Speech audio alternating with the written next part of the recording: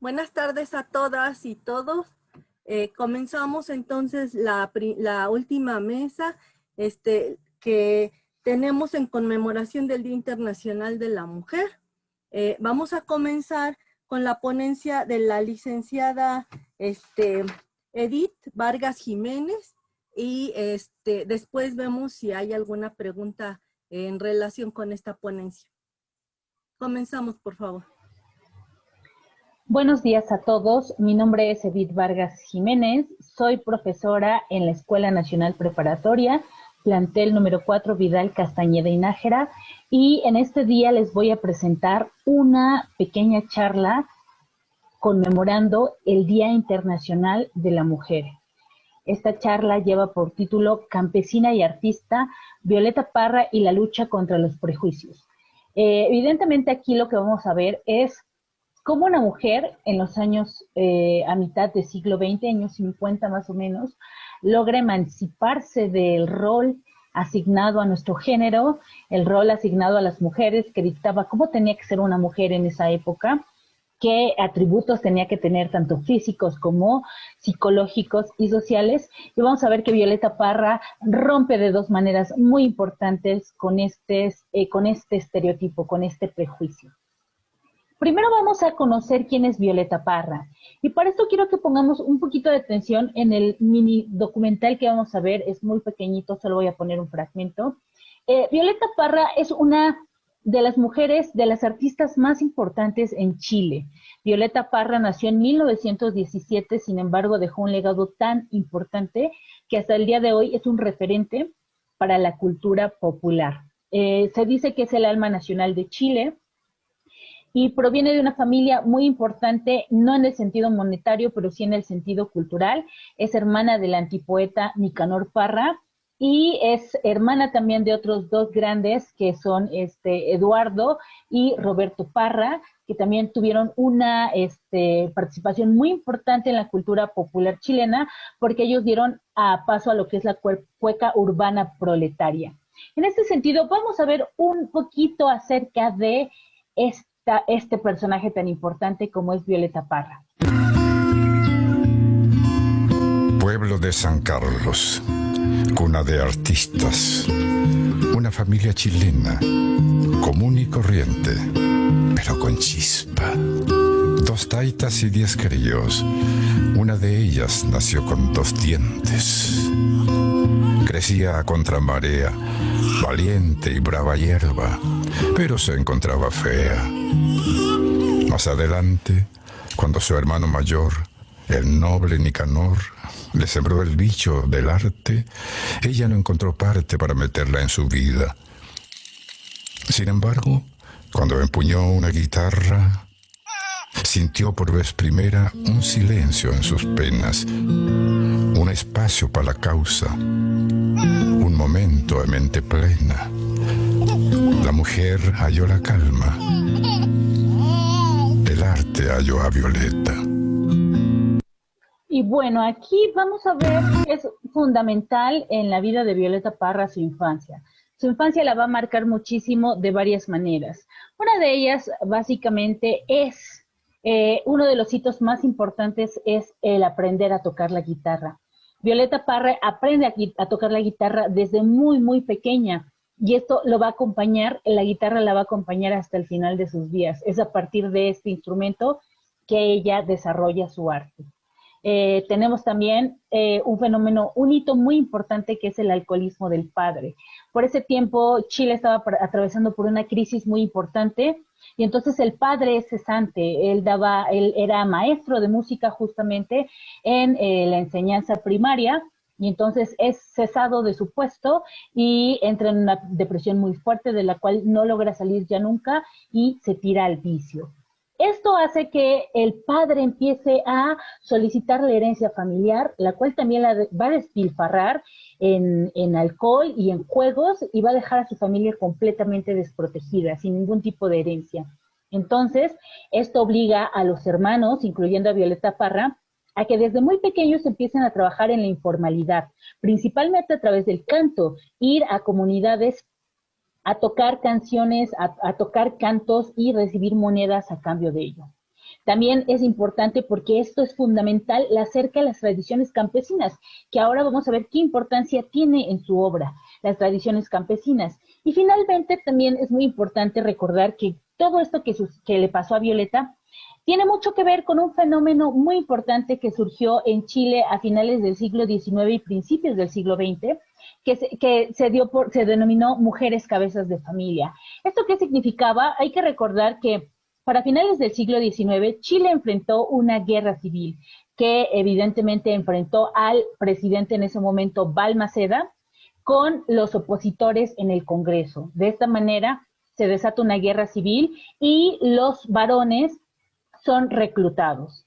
Los varones, muchos de ellos campesinos, toman la decisión de huir, trashumar por diferentes lugares para no ser enviados a la guerra, y entonces esto hace que caigan en el alcohol, que abandonen a las mujeres, y las mujeres se quedan a cargo, sobre todo en el campo, de criar a los hijos, de sacarlos adelante. Y entonces esto va a ser también muy importante, porque Violeta se va a dar cuenta que uno de los pilares más fundamentales de la sociedad chilena de esa época es la mujer.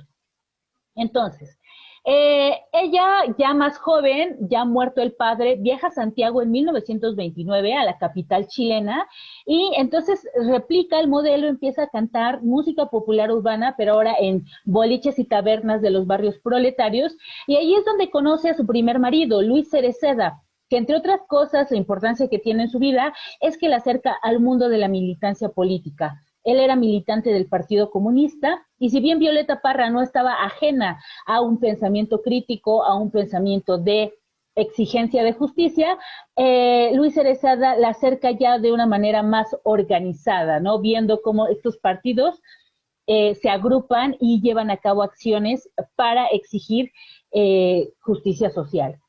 Y bueno, también hay que entender que para los años 50, Chile se sumerge en los inicios de la Guerra Fría, una Guerra Fría que obligaba a tomar una postura entre el capitalismo estadounidense y el socialismo soviético. Evidentemente, Violeta Parra se inclinará hacia el socialismo y habrá ya en su canto muchos temas de denuncia de injusticias, como mucho arte comprometido con los más desamparados.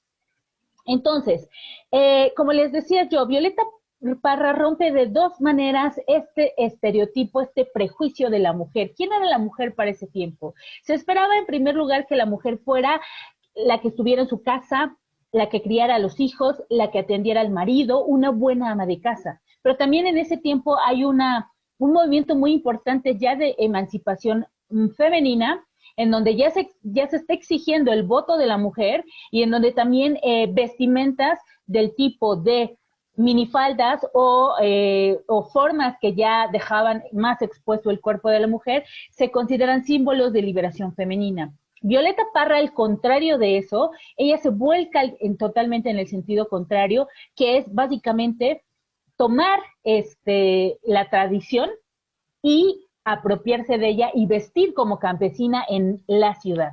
Al lado de una mujer de minifalda estaba Violeta Parra con su vestimenta netamente campesina. Evidentemente, esto le provocaba burlas, le provocaba muchísimas situaciones, pero ella se mantuvo firme, porque uno de los símbolos más importantes en esto es el vestido multicolor. Este gran símbolo de Violeta Parra surge en su infancia también, cuando recuerda que su madre, costurera, para poder vestir a todos sus hijos, lo que hacía era hacerles trajes, vestidos, con los retazos que iban sobrando de los diferentes trabajos que le encargaban. Por lo tanto, este vestido multicolor que vemos en pantalla estaba hecho de retazos de otras personas, y también es un símbolo muy importante porque Violeta Parra nunca olvidó eso. El trabajo de recopilación folclórica es otro muy importante. Violeta Parra empieza a ir a las comunidades campesinas a aprender versos, a aprender música popular, y entonces justamente para poder sentirse parte de la comunidad, ella adopta este tipo de vestimenta. Entonces, como les decía, la transgresión de Violeta Parra es que es una campesina en la ciudad, ¿no? Transgrede lo que se concebía como la liberación femenina en ese tiempo, y también tiene un acercamiento muy importante con las comunidades mapuches. ¿no? Las comunidades indígenas, autóctonas de Chile. Entonces, todo esto es como la primera gran transgresión que tiene Violeta Parra en ese momento. Ahora, la segunda tiene que ver con Violeta Parra como artista. Y aquí tenemos un elemento fundamental que es la gira artística. Un viaje que no estaba, por supuesto, concebido para mujeres. Como ya les decía, las mujeres tenían que estar en su casa, ser buenas amas de casa y hasta ahí. Las mujeres no viajaban. Entonces, Violeta Parra es de las pocas que empieza a hacer esta gira artística netamente para cumplir, evidentemente, sus aspiraciones como artista que era, y entonces causa un gran revuelo. Y aquí, por ejemplo, vemos que le ofrecen irse a Europa en una gira de artistas, y entonces ella acepta. Y vamos a ver un poco con estos poemas cuál es la manera de crítica que se establece en contra de ella y también crítica que ella misma hace contra sí.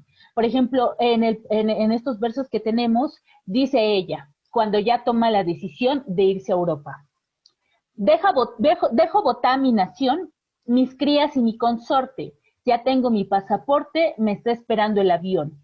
Penetrando en la estación, un ceremil de personas me ruedan como coronas al verme sumida en llanto, porque era mucho el quebranto al partir para Polonia. De 9 meses yo dejo mi rosa clara en la cuna, como esta maire ninguna, dice el marido perplejo. Voy repartiendo consejo, llorando cual Magdalena, y al son que corto cadena, le solicito a Jesús que me oscurezca la luz, si esto no vale la pena. Muy tarde, señores oyentes, para hablar de arrepentimiento. No mostré buen sentimiento estando el cuerpo presente. Para hablar de arrepentimiento, sobra tiempo y sobra boca. Caro me cuesta por loca mi afán de rodar los mundos. Me dice el viento iracundo, me lo repiten las rocas. Del avión a la Argentina llego con frío glacial. Me encamino al hospital a dejar mi leche indina. Los pechos se me lastiman con el sagrado alimento, teniendo el convencimiento que de hambre llora en la cuna, la que sin culpa ninguna dejé sin remordimiento.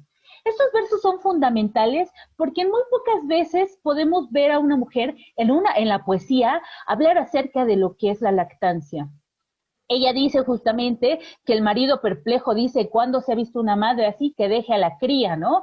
Y justamente ella toma la decisión, aboga por su rol de artista antes que del de madre, y entonces se va. Se arrepiente evidentemente como cualquier persona, todos tenemos contradicciones, de hecho de eso está hecho la vida, y entonces ella misma dice que en Argentina, pues evidentemente tiene los pechos llenos de leche y tiene que ir a dejarlos a algún lado, entonces va a un hospital en Argentina, le prestan a una criatura, una guagua como dicen ellos, y entonces esto hace que ella pueda vaciar esa leche materna, ¿no? Entonces esto es muy importante porque vemos cómo el rol de madre va a ser algo con lo que ella va a tener que cargar toda su vida. El rol de madre versus su rol como artista, ¿no? El vestirse como campesina versus el apoyar según estos símbolos de la modernidad que era la minifalda, ¿no? Entonces aquí vemos que ella el rol de madre de repente no lo sabe cómo conjugar, con sus 2 primeros hijos los conjuga, acercándolos también a ser artistas, a la música popular, y sus 2 hijos sus 2 hijos mayores van a ser muy importantes en lo que después se conoció en Chile como la nueva canción chilena, que era música de protesta, asociada justamente a todos estos géneros populares. Vamos a ver aquí cómo termina este viaje. Ella deja a su guagua, a su niña, a su bebé de 9 meses, y al mes de separación, la niña muere. Entonces, el mundo se le viene abajo, evidentemente todo mundo culpa a Violeta Parra, cuando ella está a miles de kilómetros de distancia, ella está en Europa, la niña muere, el padre tendría que ser el responsable, porque evidentemente se quedó a cargo del padre, sus 2 hijos mayores ya eran adultos, ya estaban en la juventud, entonces hay 3 adultos en esa casa, y se culpa a la mujer que no está, a la mujer que está en una gira en Europa. Y ella misma también se lacera un poco por esta muerte de su hija. Entonces escribe un verso por confesión que dice: Cuando yo salí de aquí, dejé mi guagua en la cuna. Creí que la mamita luna me la iba a cuidar a mí. Pero como no fue así, me lo dice en una carta, pa' que el alma se me parta por no tenerla conmigo. El mundo será testigo que he de pagar esta falta. La bauticé en la capilla para que no se quedara mora. Cuando llegaba la aurora, le enjuagaba las mejillas. Con agua de candelillas me dicen que es milagrosa. Más se deshojó la rosa, muy triste quedó la planta, así como la que canta su pena más dolorosa. Llorando de noche y día se terminarán mis horas.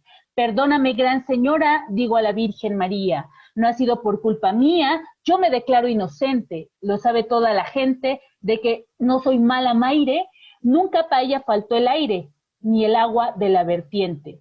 Ahora no tengo consuelo, vivo en pecado mortal. Y amargas como la sal, mis noches son un desvelo.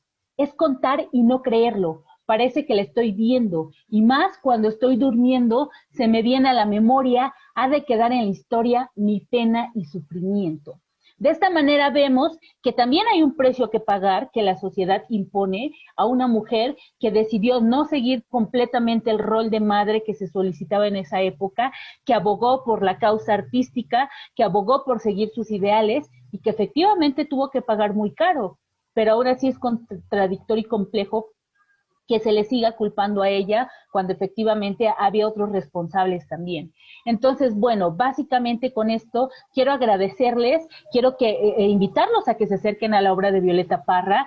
Ella después escribió una canción muy triste que se llama Rin Rin del Angelito, donde narra cómo se va para los cielos esta pequeña niña que murió a los 9 meses de edad, y que efectivamente a Violeta Parra le costó muchísimo, no sé si alguna vez lo superó, pero todo el tiempo estaba presente esa muerte. Entonces también para las mujeres combatir los prejuicios, tratar de ser algo más que ellas mismas quieren ser, muchas veces tiene consecuencias, y a veces consecuencias bastante trágicas. Entonces, les agradezco mucho, espero que hayan entendido esta plática y ojalá puedan acercarse a otras conferencias que se estarán dando durante este 2021. Muchísimas gracias, hasta pronto. Muchas gracias, maestra Edith, por su intervención. Y bueno, algunas preguntas que se presentan, una por lo menos porque ya tenemos el tiempo encima, sería, ¿dónde se puede encontrar principalmente la música, las canciones de esta cantautora? Sobre todo considerando que pues es poesía, ¿no? No nada más es canción, o en todo caso es un complemento entre canción y poesía. Exactamente, muchas gracias, maestra Alejandrina. Pues la obra de Violeta Parra realmente es muy accesible, en YouTube se pueden encontrar muchísimas, por ejemplo esta canción de Rin del Angelito es muy fácil de encontrar en YouTube, entonces ahí hace rato la maestra Clara Meira hablaba acerca de las antiprincesas. Bueno, pues dentro de esta serie que sacó la editorial Chimbirote, una de las antiprincesas es Violeta Parra también, entonces también pues acercarse a su obra es más fácil acercarse a su obra en audio, a sus canciones, que a su obra como tal ya poética, ¿no? Es muy difícil que a México llegue su obra poética, pero también efectivamente ella es muy importante, un referente fundamental para la poesía, sobre todo poesía popular en Chile. Y bueno, para complementar un poco lo que comenta la maestra Edith, hay una versión muy interesante del Rin del Angelito, interpretada por el grupo Inti Limani, que es la que yo conocí desde que era adolescente. Y bueno, al principio yo no me daba cuenta que era la canción sobre un niño muerto. Bueno, no especifica en la canción si es niño o niña, pero hasta después, tiempo después me empecé a dar cuenta que era sobre un niño muerto, pero la música y todo, en contraste con lo que quiere decir la canción, es una música muy alegre. Entonces eso es lo que también me llama mucho la atención de esta cantautora, ¿no? que yo supongo ella fue también la autora de la música y y el arreglo, bueno, ahí se hizo un arreglo por parte del grupo Inti Illimani, pero bueno, por ahí se los recomiendo muchísimo. Muchísimas gracias por su intervención, maestra Edith, y bueno, lástima que no hay tanto tiempo para hacerle más preguntas, pero de todos modos, quienes tengan algún interés en expresar alguna duda, alguna inquietud sobre esta conferencia, lo pueden hacer por medio del chat correspondiente. Y vamos ahora a tener la intervención de la maestra Alina Mora Peralta con su ponencia titulada Un recorrido por la literatura fantástica a través de un corpus de escritoras latinoamericanas. Comenzamos, por favor. Estimados alumnas y alumnos, muy buenas tardes. Esta conferencia se titula Un recorrido por la literatura fantástica a través de un corpus de escritoras latinoamericanas. Mi nombre es Alina Mora Peralta. Básicamente, nuestra presentación se ciñe en explorar el mundo narrativo de dos escritoras mexicanas, Amparo Dávila y Guadalupe Dueñas. La literatura desde la antigüedad ha sido creada y conformada por hombres. Esto ocasiona que la voz de la mujer no tenga un eco que pueda resonar para voltear la mirada y sumergirse en su visión del mundo. En este sentido, esta charla pretende hacer un breve recorrido por dos escritoras de la literatura fantástica latinoamericana, en este caso en México, para difundir su obra y con ello propiciar la lectura de sus textos entre la comunidad estudiantil de la Escuela Nacional Preparatoria Plantel 4. Quisiera comenzar diciendo que Amparo Dávila es una escritora zacatecana. En el 2015 ella recibe la medalla Bellas Artes por sus sobresalientes aportes a la literatura de México. Sin duda, hay que rescatar y recalcar que ella es pionera del cuento fantástico en las letras mexicanas e indudable protagonista de la literatura hispana del siglo XX. Esta escritora zacatecana pues nace el 21 de febrero de 1928 y desafortunadamente para las letras mexicanas ella fallece el 18 de abril de 2020. En la narrativa de Amparo Dávila está presente como escenario la provincia y también como tema o temática la vulneración al orden establecido. Ejemplo de ello es el siguiente fragmento de un cuento de ella que se titula El huésped, publicado en 1959. El fragmento dice así: Nunca olvidaré el día en que vino a vivir con nosotros. Mi marido lo trajo al regreso de un viaje. Llevábamos entonces cerca de 3 años de matrimonio. Teníamos 2 niños y yo no era feliz. Representaba para mi marido algo así como un mueble que se acostumbraba uno a ver en el determinado sitio, pero que no causa la menor impresión. Vivíamos en un pueblo pequeño, incomunicado y distante de la ciudad, un pueblo casi muerto o a punto de desaparecer. En esa misma obra, Amparo Dávila transmite historias de sabiduría que plasmó en diversas frases que evocaban el miedo, los trastornos y la enajenación. Y a continuación, enuncio un fragmento que evidencia lo anterior. No es el silencio de los seres enigmáticos, sino el de aquellos que no tienen nada que decir. Ella lo escribe.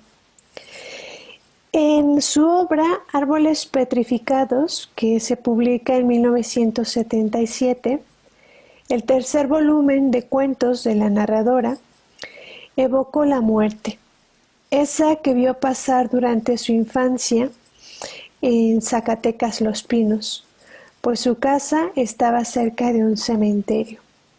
Y también presenta la locura, con metáforas laberínticas que mostraban un espíritu solitario, ¿no? Y hay un fragmento que ella escribe. Estoy muerta, dijo. ¿No te has dado cuenta de que estoy muerta? ¿De que hace mucho tiempo que estoy muerta?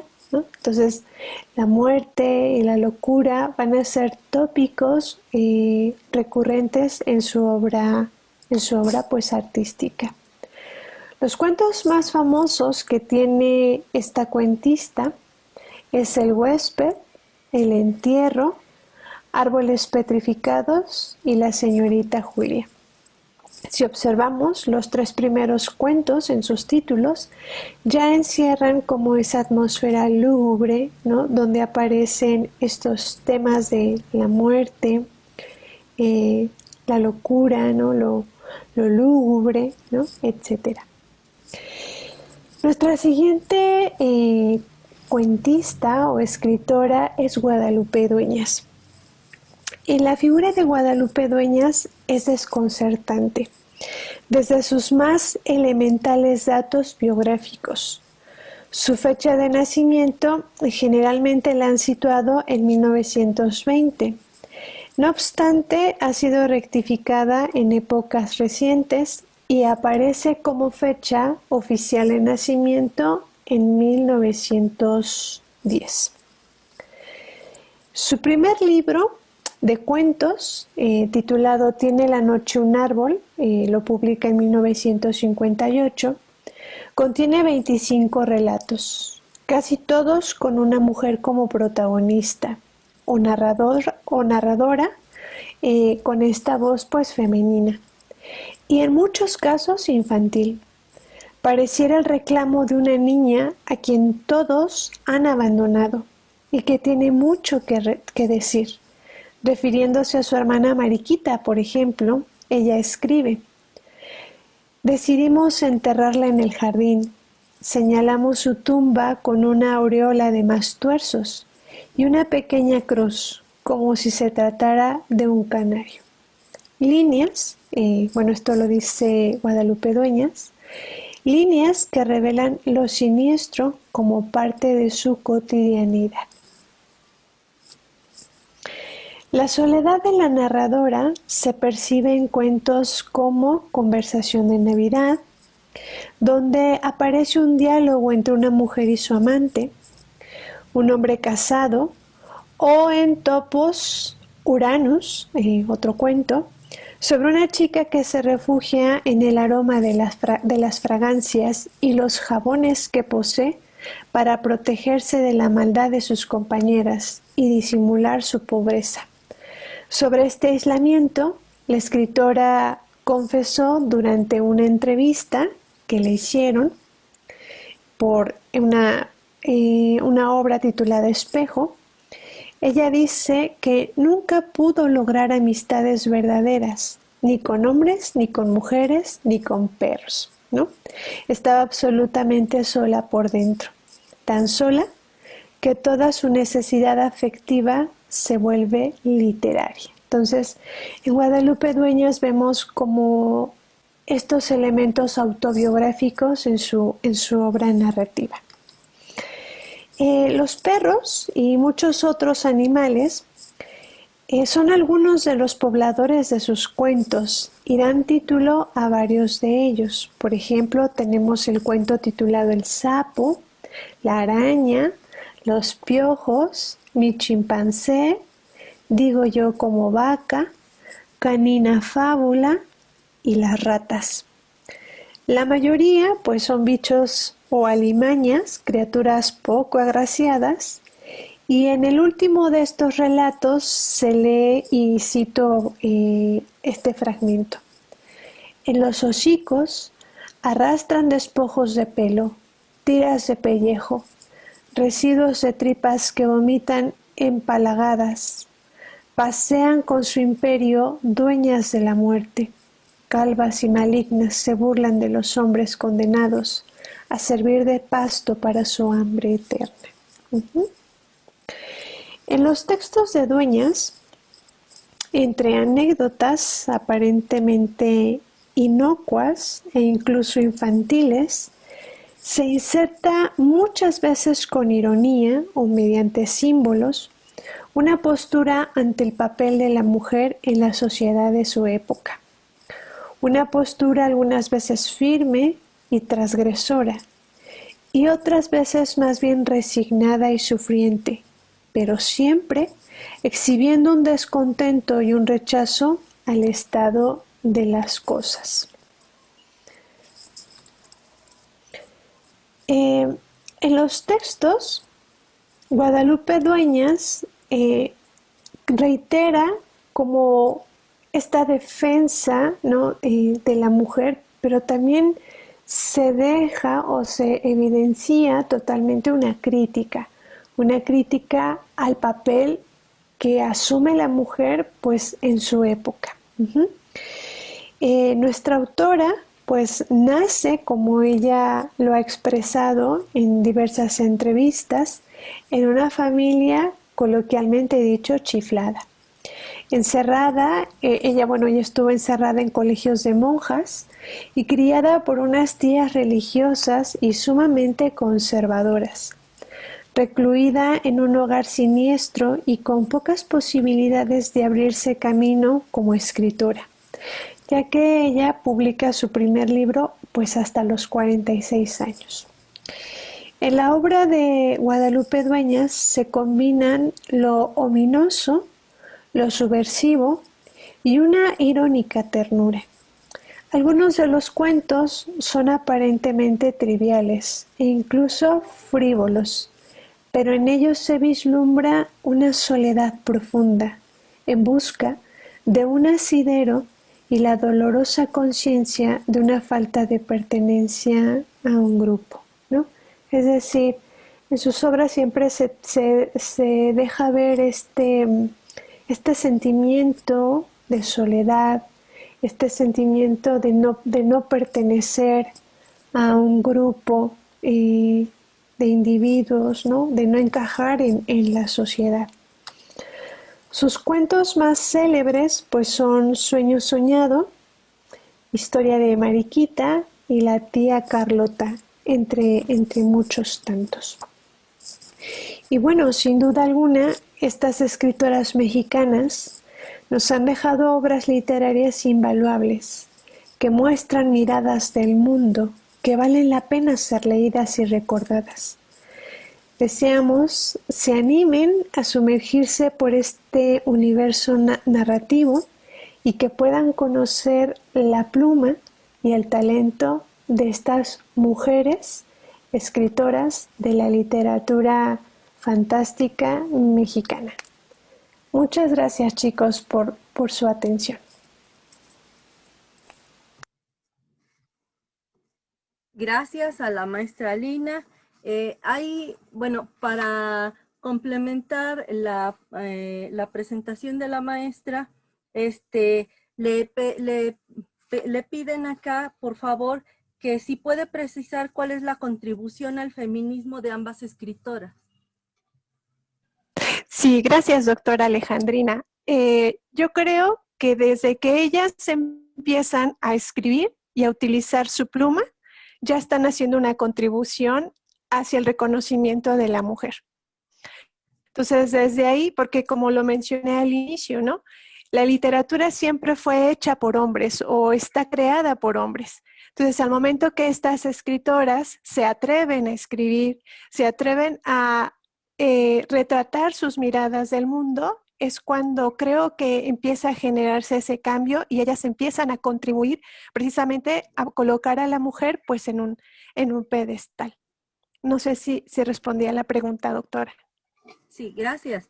¿Y cuál sería los principales, o el principal, por lo menos un libro de cuentos de tanto de Amparo Dávila como Guadalupe Dueñas que pudiera, por favor, recomendarles a los alumnos?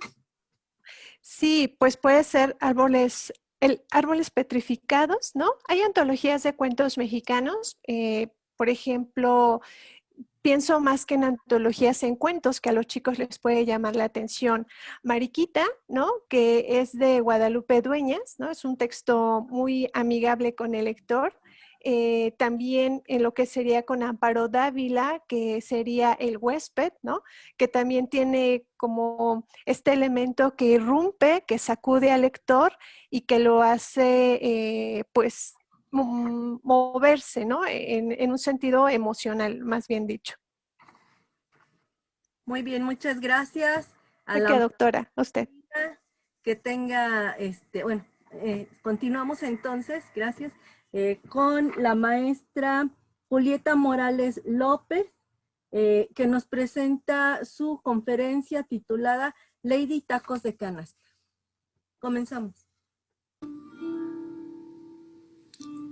Lady Tacos de Canasta. El tema de esta ponencia está basado en la temática de identidad.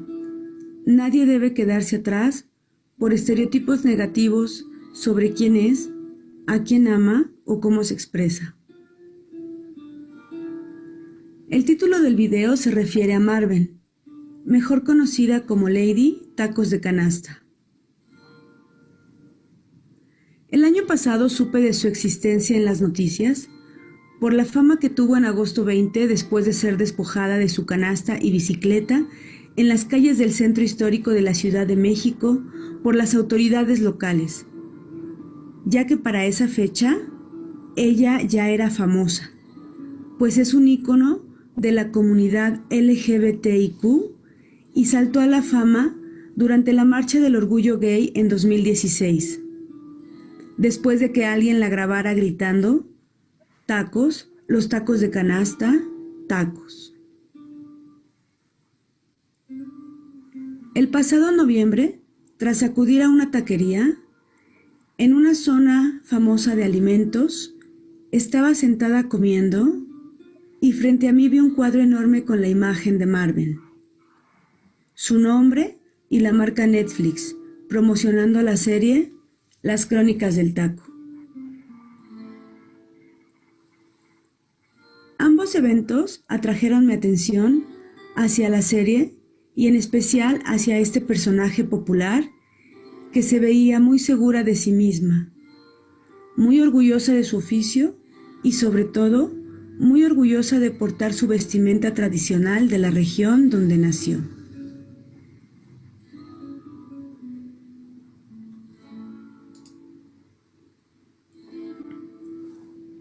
Marven es un mushe, originaria de Oaxaca. Aprendió el oficio de preparar tacos de canasta por sus padres. Pero, ¿qué es un mushe? En la región del Istmo de Tehuantepec, en Oaxaca, existe un tercer género, las mushes. Mushe significa mujer en zapoteco. Esto es, personas que nacen biológicamente como hombres y se visten como mujeres, pero no se consideran ni transvestis ni transgénero.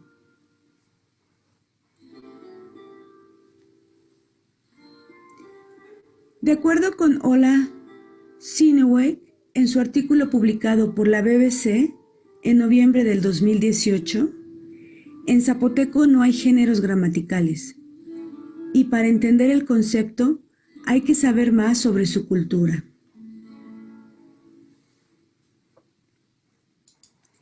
De acuerdo con Díaz, citado en este artículo, quien es uno de los entrevistados, en esta región de Oaxaca, no es que haya más mushes en esta región que otras, sino que simplemente son más respetados, para que puedan ser más visibles y porque son un género más social que sexual.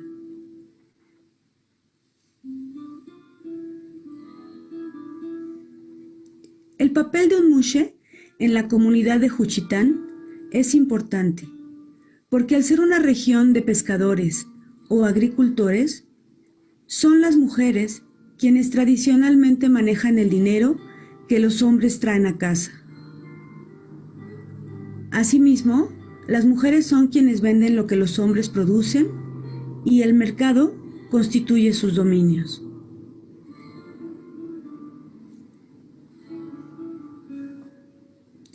Cuando el hombre está en el mar o en el campo y la mujer en el mercado, quien cuida la casa y la familia es el mushe.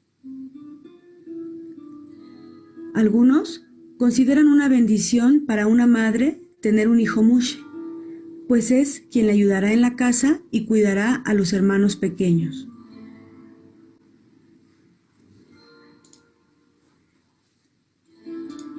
A los mushes no se les permite tener relaciones a largo plazo o casarse para que puedan quedarse con sus madres cuando envejezcan.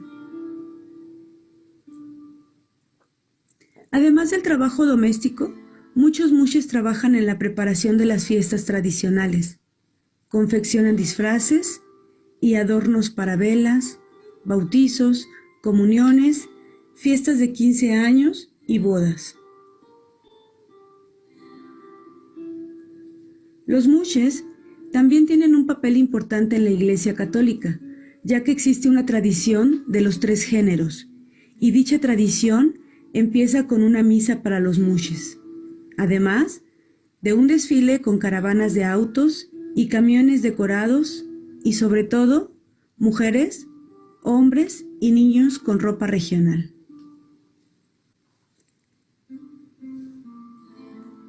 Pese a que los mushes han estado involucrados en la lucha por los derechos LGBTIQ, los mexicanos siguen teniendo sentimientos encontrados hacia los homosexuales, y Juchitán se ha convertido en un paraíso extraño y un símbolo de tolerancia.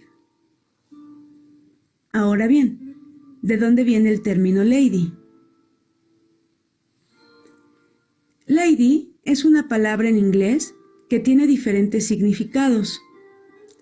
Lady, de acuerdo con el diccionario Cambridge en línea, en inglés británico, es una palabra cortés para referirse a una mujer. También se usa para referirse a una mujer que actúa de la forma tradicional considerada correcta para una mujer.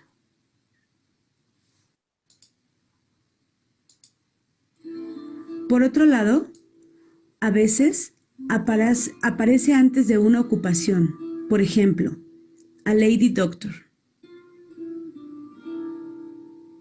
En inglés americano es usada para referirse a una mujer en una forma que no es cortés y es considerada ofensiva por algunas mujeres. Ejemplo, hey lady, what's the rush? Por otro lado, es el opuesto de la palabra lord, palabra que es un título honorífico que se da a los individuos de la primera nobleza inglesa y a algunos altos cargos y a los ennoblecidos por la monarquía. Así, lady significa un título dado en el Reino Unido a una mujer que tiene el mismo rango social que su pareja o la esposa de un caballero. De acuerdo con un artículo de Milenio en México, la palabra lady y lord se usan para referirse a una persona prepotente y vulgar que incurre en actos que el grueso de la población encuentra lo mismo ridículos que reprobables. Estos términos se usan de esta manera desde el 2011 y casi a diario se da un caso así que se ha convertido en un tópico sobreexpuesto. El profesor investigador de la Facultad de Ciencias Políticas y Sociales de la Universidad Autónoma del Estado de México, Rodrigo Sandoval Almazán, citado en un artículo de Santillán en 2016 para la CC News, señala que el hecho de utilizar Internet para mostrar los problemas que han provocado estos personajes se debe a la desigualdad social que vive México y a que la gente considera que las redes sociales son una forma de dar a conocer algo ante la opinión pública.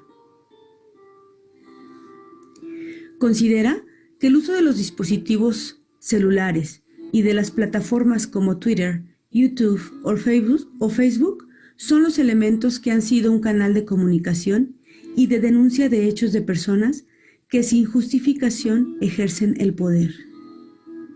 Dijo que estos personajes se hacen populares porque en esas plataformas se da a conocer la prepotencia y el sentimiento de superioridad con que se conducen hacia otros actores de la sociedad o ciudadanos en general. Lady Tacos de Canasta recibió su nombre por inventar un grito peculiar que remarca con su voz fuerte y grotesca, para vender tacos en las calles de la Ciudad de México, con la canasta en una bicicleta como cientos de vendedores. Se ha convertido en una celebridad de Internet. Tiene una ruta para la venta de sus tacos. Ha participado como invitada especial en las marchas de orgullo LGBTIQ. Ha sido agredida por la policía en diversas ocasiones. Participó en una serie de Netflix y ganó un premio por esta participación.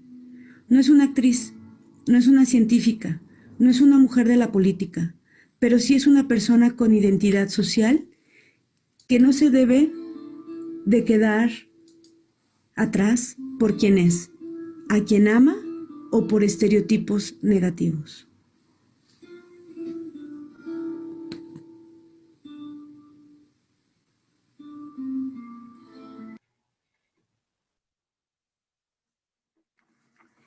Gracias, maestra Julieta. Acá en el chat veo inquietud y gusto por saber sobre este tercer sexo. Y también una pregunta sobre, relacionada con esto de que comenta usted, sobre que la función del mushe dentro de la sociedad que le da origen es ver por su familia, cooperar en este sentido familiar, sobre todo creo con los padres o también con la madre, bueno, con ambos, pero sobre todo creo que con la madre. Pero cuando envejece el mushe, ¿quién cuida de la familia o la comunidad o ambos? Bueno, buenas tardes. Yo creo que no terminé mi investigación porque sí, bueno, yo leí muchísimo y en todos los artículos que yo leía le daban una connotación muy positiva a que Juchitán o esta parte del Istmo de Oaxaca le daba una categoría o una identidad social a este tercer género. Sin embargo, cuando entré a la cuenta de Marvel en Facebook, vi un video donde narran que realmente pues se le ha dado mucha fama de que es un lugar donde lo reconocen, pero que sufren demasiado para llegar a esta identidad que ellos muestran y que la sociedad nos hace ver a nosotros. Entonces, no encontré qué pasa cuando ya son mayores o quienes cuidan de ellos. Sin embargo, todavía hay mucho que investigar porque encontré artículos, muy pocos, pero los medios lo hacen ver como una parte turística, como una representación cultural para el extranjero. Realmente no encontré textos o investigaciones que lo narraran como un fenómeno social o que hubiera muchos sociólogos que lo trabajaran como parte de nuestra cultura mexicana. Todo lo que encontré era como esa visión que le quieren dar a este personaje, a los mushes, en el exterior, en el extranjero. Y no encontré qué pasa cuando ellos envejecen. Bueno, pero pienso que usted ha hecho una excelente contribución precisamente a este conocimiento, digamos, más serio sobre esta comunidad, porque si lo que me comenta es que generalmente se les relaciona como parte del ambiente folclórico, bueno, es algo más allá, es evidente que son algo más que folclor, ¿no? Pero bueno, le agradecemos muchísimo su participación, maestra Julieta. ¿Puedo hacer un comentario final nada más sí, breve? Sí, claro. Bueno, a mí me llamó mucho la atención estudiar este personaje, porque en las redes sociales escuchamos mucho de repente ladies y lords, y tienen su fama de 15 minutos, porque era mucho lo que decía, lo que yo investigué, que son personajes que son famosos por un periodo de tiempo muy corto. Sin embargo, hay más ladies que lords, o sea, los que llegamos a conocer populares, hay más ladies que lords, y finalmente este personaje es un personaje que ha durado más tiempo en la fama. Por eso me llamó la atención el personaje. Gracias. Sí, a usted. Y además el término lady o lord finalmente es una readaptación que hacemos dentro del idioma o del español mexicano, ¿no? Porque no es en realidad el sentido original que tienen ambas palabras. Pero bueno, muchísimas gracias, maestra. Continuamos ahora con la maestra Bárbara Margarita Reséndiz Caraza, que nos presenta su ponencia La cuarta ola del feminismo. Comenzamos, por favor. Hola, buen día. A continuación presento mi ponencia. Se titula La cuarta ola del feminismo. Bueno, esta cuarta ola, para entender qué significa la cuarta ola del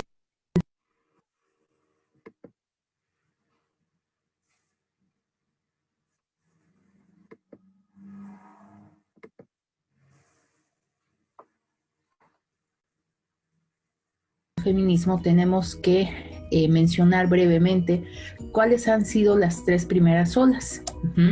Las olas del feminismo son la manera en cómo se conceptualiza la manifestación histórica de los movimientos feministas.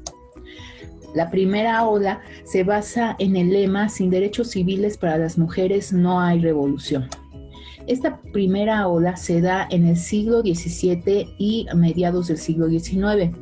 Las feministas de esta ola buscaban reivindicar la naturaleza de las mujeres, evidenciando la jerarquía de los sexos, para de ese modo superar obstáculos legales que en ese momento pues eran muy importantes para ellas, como era el sufragio femenino, el derecho al voto, el derecho a la propiedad privada, etc. En esta primera ola, las feministas piden la abolición de los privilegios masculinos, piden derechos matrimoniales, piden derecho al trabajo, a la capacitación profesional, a la educación y al voto. Redactan también cuadernos y manifiestos en donde se quejan duramente de estas injusticias. También empiezan a organizarse los clubs, propugnan la razón y la soberanía también para las mujeres. Efectúan crítica de la condición femenina y de las relaciones de poder. Se enfrentan por primera vez al hombre, a los amos del saber, de la riqueza y del poder. La segunda ola del feminismo parte del lema: sin derechos políticos para las mujeres no hay paz ni democracia. Esta segunda ola ocurre entre 1950 y 1980. Las mujeres piden el sufragio universal, la educación superior, el acceso a las profesiones y a los cargos de todo tipo. También piden que se mejoren las condiciones laborales y que se respeten los derechos y los deberes matrimoniales, al igual que lo disfrutan los hombres. Trabajan y median por la paz. Reivindican la condición de libres e iguales también para ellas. Las mujeres en esta segunda ola empiezan a publicar, a escribir, a viajar, a intercambiar sus ideas. Se escandalizan, se arriesgan, se asocian entre sí, se oponen a las autoridades, desafían fuertemente al poder y empiezan a surgir muchas alianzas nacionales, internacionales, interracistas. Se oponen al matrimonio obligado, investigan y practican el control de la natalidad y exigen igual salario. Se declaran también librepensadoras, se enfrentan a los correligionarios de izquierdas exigiendo coherencia con las ideas de justicia e igualdad a sus compañeros y camaradas, incluso de la iglesia, ¿no? Piden mayor apertura de miras y consideración de iguales. También en esta segunda ola cambian la vestimenta, se vuelven más reaccionarias, se cortan las faldas, se cortan el cabello, se quitan el corsé, salen, practican deportes, que empiezan a conducir automóviles, aviones, etc. Y en este periodo es que se logran los derechos sexuales y reproductivos de la mujer y algo de suma importancia, el derecho a no reproducirse. También empieza la ideología de que las mujeres no solamente nuestra esencia o nuestro objetivo último en la vida es la reproducción. También empieza a mostrarse el problema de la violencia de género, ¿sí? Y Aquí empieza el debate entre lo público y lo privado, porque muchas mujeres que sufrían violencia de género en sus hogares, como pensaban que era un ámbito privado, pues no lo compartían de manera pública.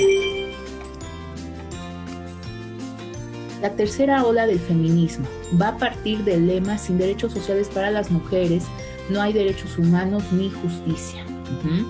Entonces, en esta tercera ola, que es una forma de contestación de las cosas que no alcanzaron a realizar en la segunda ola, en esta tercera ola se enfatizan el pensamiento feminista.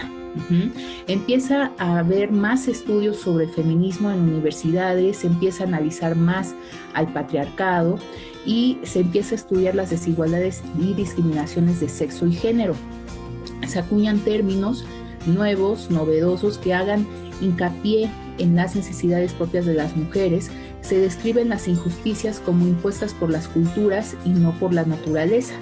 Y empieza un sistema de sexogénero, ¿sí? Empiezan entonces a tener claridad en el uso de conceptos, por ejemplo, de género, de sexo, de mujer, de hombre, de patriarcado, etc. El problema sin nombre. El problema sin nombre, que académicamente, bueno, fue todo un momento de revolución, que es el patriarcado. Analizar el patriarcado desde el punto de vista histórico y social, y se da la incorporación a la educación secundaria y superior y a oficios y empleos profesionales para las mujeres. También se da el uso masivo de pantalones como muestra de rechazo a los estereotipos femeninos, igualmente con el color rosa, ¿no? Y los vestidos, ¿no? Aparecen las primeras mujeres candidatas a puestos de elección, influyen y presionan en las instituciones nacionales e internacionales y también en las instituciones de sus localidades. Crean y publican textos, artículos para llamar a la concientización de las mujeres. Empieza en esta época el uso de los anticonceptivos, que es un sinónimo de la libertad sexual de la mujer, y reclaman derechos en el matrimonio y consiguen el divorcio. Proclaman y practican el amor libre, regulan y controlan su fecundidad, se organizan social y profesionalmente como feministas. También empiezan a haber pequeños cambios en los códigos y en las legislaciones. Se reivindica fuertemente la despenalización del aborto en muchísimos países del mundo. Se legislan y practican políticas de igualdad de género, se extiende la coeducación y la escuela mixta se generaliza. Surgen también varias disyuntivas, ¿no? ¿Por qué? Porque no todas las mujeres feministas van a tener las mismas ideas o el mismo objetivo en el movimiento. Surgen corrientes y afiliaciones diversas y a veces opuestas, ¿no? Doble militancia, tal vez. Empiezan a surgir las alianzas o afiliaciones a organismos feministas, sociales, radicales o liberales, ¿no? También se da el feminismo de la igualdad de la diferencia, el ciberfeminismo y el ecofeminismo. Esto se da en la tercera ola. Si se fijan, estamos en un desarrollo histórico donde cada periodo de tiempo la mujer ha cobrado mayor y mayor fuerza y ha cobrado mayor conciencia de sus derechos y de su esencia propia. Ahora sí vamos a ver cuál es la cuarta ola del feminismo. Esta cuarta ola es el feminismo en la red. Es lo que estamos viviendo no solamente a partir de la pandemia, sino a través de la tecnología llevada al movimiento. Esta cuarta ola, para algunos pensadores, empieza en la década del 2010, ¿no? Y está compuesta principalmente por mujeres millennials, es decir, que alcanzaron la mayoría de edad alrededor del año 2000, y también de las personas de la generación Z, ¿no? Que son personas que nacieron a mediados de la década de 1990 y mediados de la 2000. Esta cuarta ola surgió por lo general en culturas y familias educadas en igualdad de género, es decir, que habían sido educadas en el tiempo de la segunda y tercera ola del feminismo, cuando las mujeres empezaron a educar a sus hijas con otra visión que ya no era tan machista.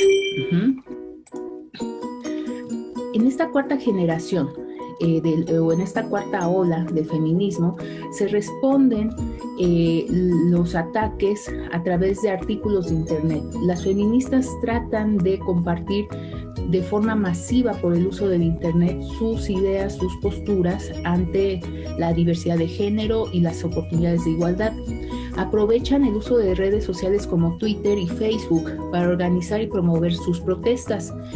Esto se debe a la ideología de dos hermanas estadounidenses que son Jessica y Vanessa Valenti, que ellas crearon el primer sitio web feminista que se llama Feministing, feministing.com, con el objeto de reunir un amplio espectro de voces feministas,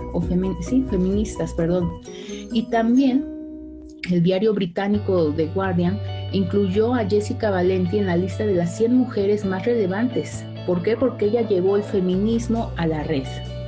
Aquí vemos la página de feministing.com, que es, bueno, históricamente la primera página del movimiento feminista, y vienen varios aspectos muy interesantes que podemos ir leyendo. También otro aspecto del feminismo tiene que ver con los movimientos de activismo feminista en Internet. Por ejemplo, estamos viendo la foto de un movimiento feminista que se creó en 2011 por Sonia Renee Taylor, que se llama The Body is not an Apology.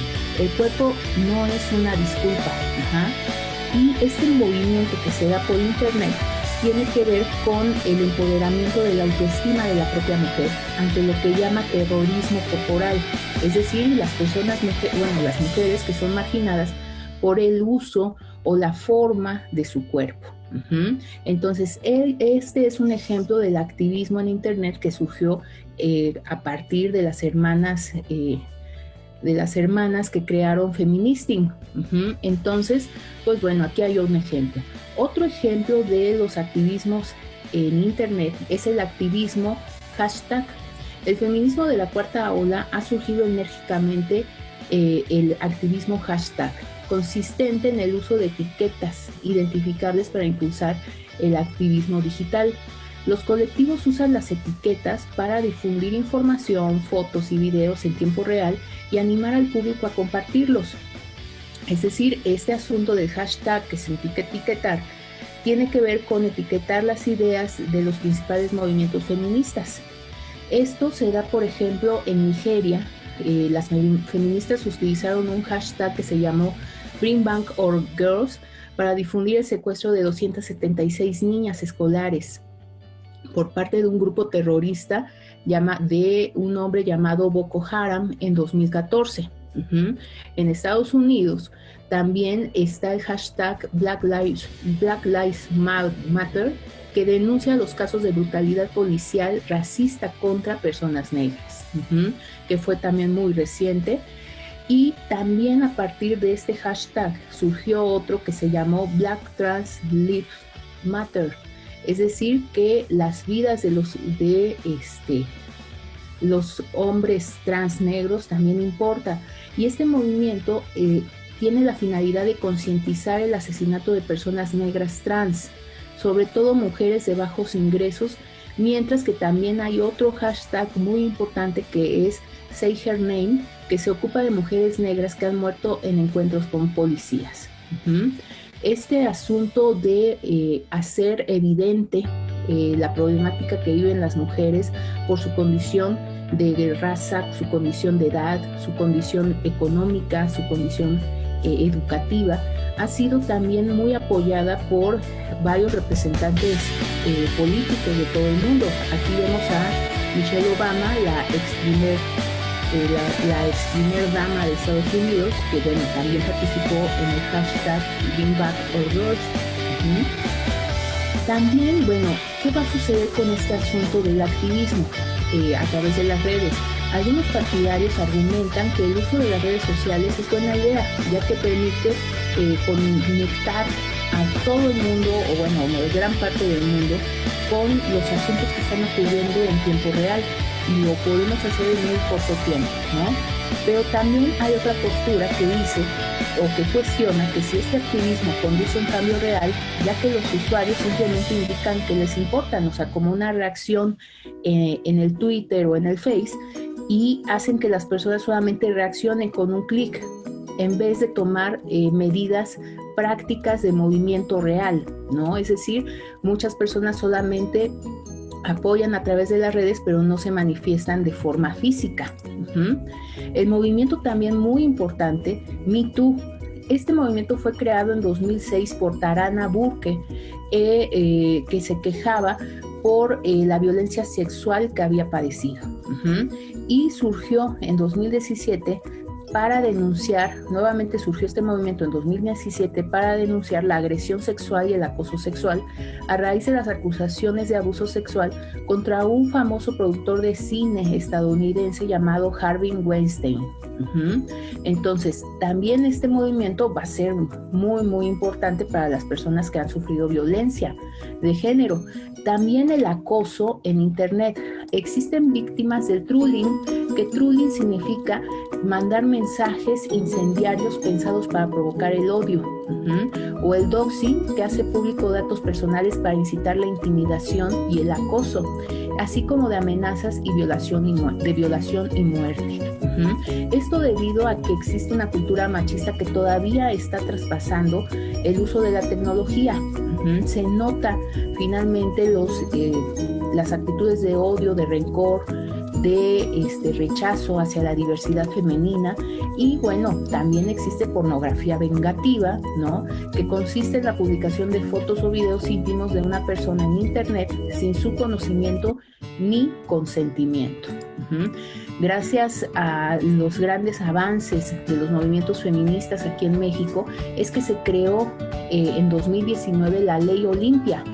La Ley Olimpia, que es un conjunto de reformas legislativas encaminadas a reconocer la violencia digital y a sancionar los delitos que violen la intimidad sexual de las personas.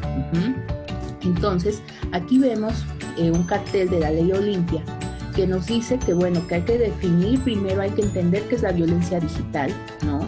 La violencia digital son actos de acoso, son hostigamientos, amenazas, vulneración de datos e información privada, difusión de contenido sexual, etc. Y esta ley garantiza y protege el derecho a la intimidad personal y sexual. Los invito a que investiguen más sobre la Ley Olimpia. ¿Qué podemos concluir? Bueno, podemos concluir que es muy importante que reflexionemos sobre la evolución de la toma de conciencia de las mujeres a lo largo de la historia. Tenemos que analizar cómo nosotras en este momento que estamos viviendo somos resultados de muchos esfuerzos, iniciativas y batallas de mujeres que pensaban otorgarnos una mejor posibilidad de ser y existir. Y de la misma forma también nosotros tendríamos que pensar en el futuro de las próximas mujeres, ¿no? De las mujeres de las próximas generaciones. Otra conclusión, valoremos nuestro ser mujer y sintamos el orgullo de nuestra identidad colectiva. Utilicemos los recursos que disponemos para hacer que próximas generaciones de mujeres tengan un mejor contexto en donde desenvolverse y ser plenas. Mis referencias y muchas gracias.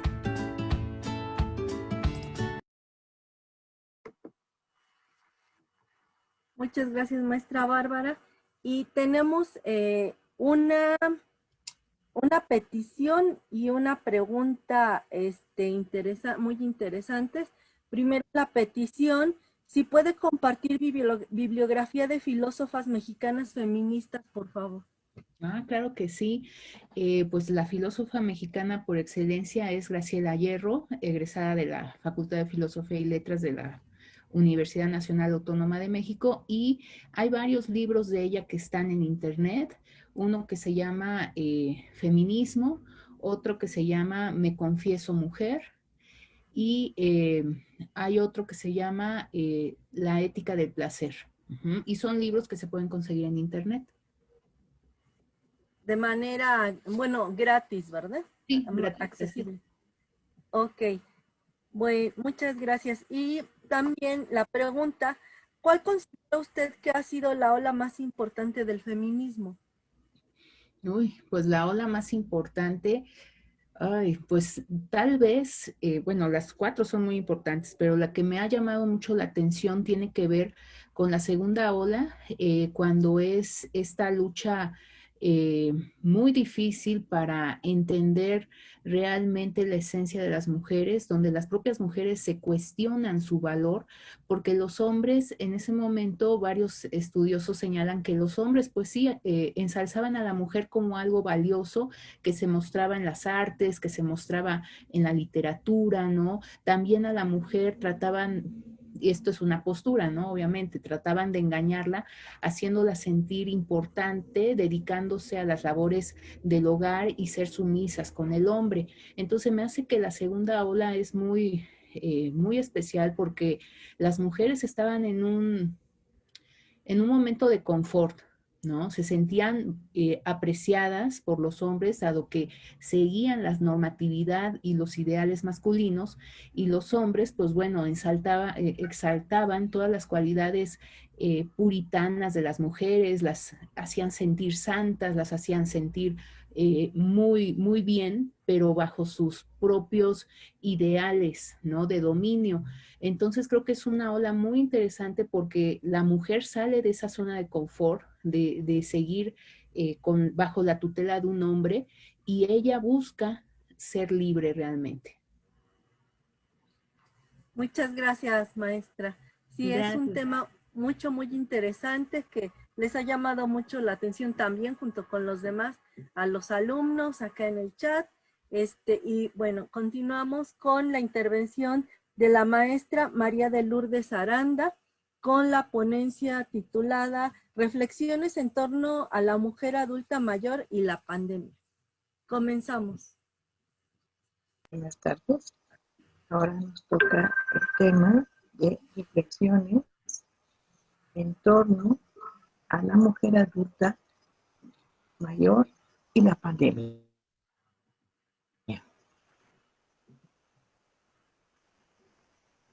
El adulto mayor pasa por un proceso hacia el envejecimiento natural, progresivo, continuo e irreversible, donde se experimentan cambios a través del tiempo. Cambios que se presentan a nivel biológico, psicológico y social, determinados por su propia historia, cultura y condiciones socioeconómicas a nivel individual y de los grupos a que pertenecen. El envejecimiento y su forma de vivir es diferente en cada persona. El ser persona mayor de edad constituye un reto social y de las políticas públicas en el sentido de procuración de su salud integral, física, psicológica, social y económica. El ser mujer en México, como en diversos países, implica vivir experiencias de discriminación, de marginación, de desvalorización, de violencia generadas por un mundo con desigualdades sociales, injusticias, situaciones que han prevalecido a lo largo de siglos de nuestra historia y que se reconocen como normales, una sociedad privilegiada por el género masculino. Por cuestiones físicas, como de género, mujeres y hombres viven de manera diferente el proceso de envejecimiento. Lo mismo que el impacto en la salud, las desigualdades entre mujeres y hombres, adultos mayores, es resultado a su vez de las desigualdades de género en otras etapas de su vida, en su bienestar social, económico y psicológico. El género masculino tiene mayores posibilidades de tener acceso a la educación, a la productividad, al reconocimiento social, entre otros, en su trayectoria de vida. Ante estas condiciones adversas, al desarrollo y dignidad de la tercera edad, la mujer se enfrenta a una sociedad privilegiada por el género masculino y a diversos problemas que se presentan al ser adulto mayor, mujer en los países en vías de desarrollo. Aunado a ser mujer, el pertenecer a la tercera edad o adulto mayor implica otra forma de marginación social, donde por su edad ya no es considerada valiosa, por ya no ser económicamente activa, no pertenece a un grupo productivo tal como y o no se integra, si hay acceso a ello, al pequeño comercio, al quehacer o limpieza de la casa, a labores manuales, a cuidar de los nietos, y donde no hay remuneración económica ni reconocimiento social a su participación. La mujer adulto mayor tiene menos oportunidades que el adulto mayor masculino. La actividad más frecuente de las adultas mayores es el trabajo no remunerado. Un 62.8% de ellas se dedican a los quehaceres domésticos, actividad que muy probablemente han desarrollado toda su vida y la cual realiza solamente el 8% de los hombres. Si además de lo anterior, la mujer adulta mayor pertenece a una familia de escasos recursos económicos, se convierte en un estorbo para la familia, ya que hay que alimentarla, mantenerla. Por lo mismo, recibe malos tratos, violencia, abandono que repercute en su estado de salud general, deterioro acelerado de su salud. Se manifiestan enfermedades como diabetes, cardiopatías, entre otras. Afectaciones en su estado de ánimo, depresiones, angustias, desesperación, tristeza, minusvalía. Se presentan problemas de socialización o aislamiento. Según informe del INEGI y del Instituto Nacional de Mujeres, las dificultades para realizar por sí mismas algunas actividades cotidianas en las mujeres es mayor, lo que incrementa las posibilidades de dependencia de cuidado. Las mujeres padecen enfermedades incapacitantes más graves y por más tiempo. Ello se ve reflejado en que 3 de cada 10 adultas mayores tiene dificultad para realizar alguna tarea de la vida diaria, como comer, bañarse, caminar, preparar o comprar alimentos, entre otras. Frente a 2 de cada 10 hombres. Las condiciones de vida que han tenido las adultas mayores, caracterizadas por las desigualdades de género, son un factor importante de su estado de salud, que muestra el efecto acumulativo del deterioro físico, funcional, con el paso del tiempo.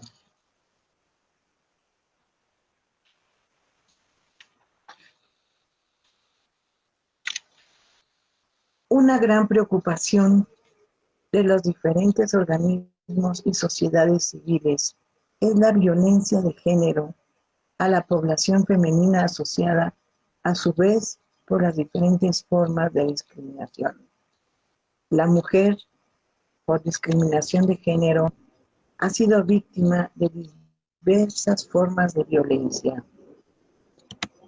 física,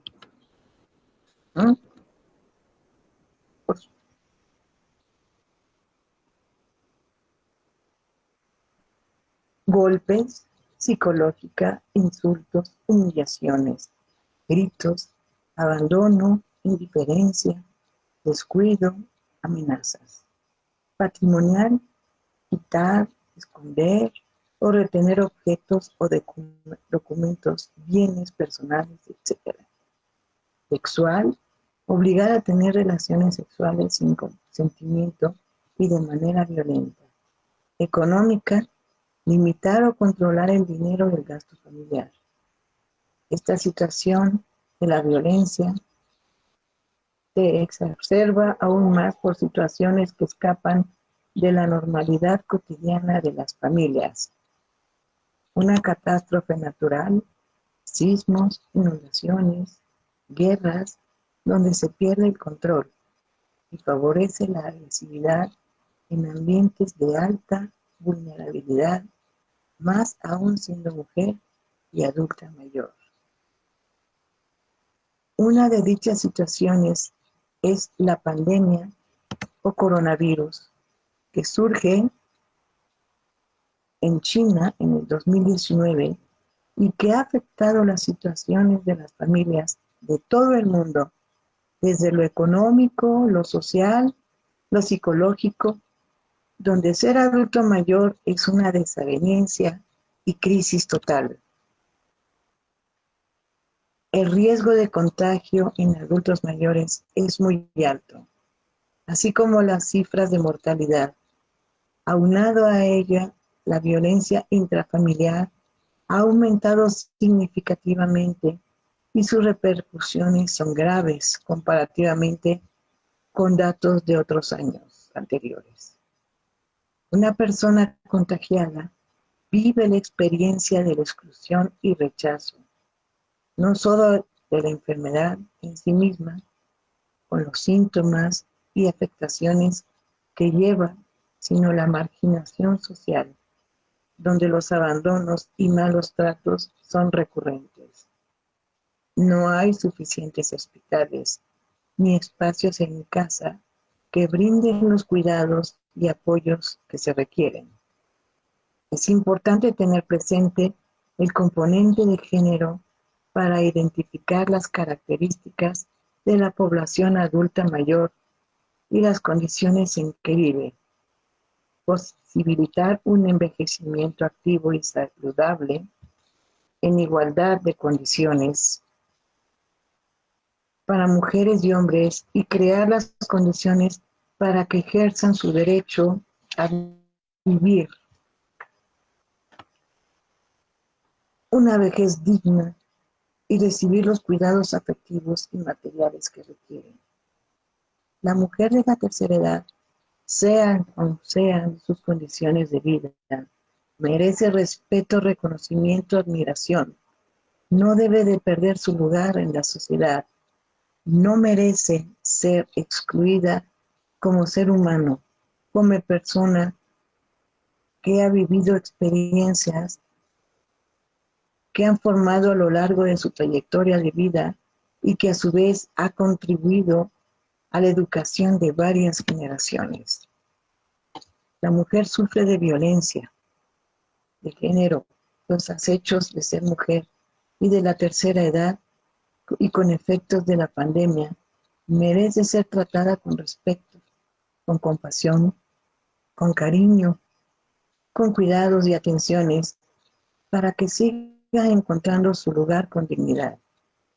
Se pretende con estas líneas contribuir a crear una cultura diferente ante la población de mujer adulta mayor, vulnerable, de mayor riesgo, una cultura donde se emancipe su papel en la sociedad y se reconozca su trayectoria de vida.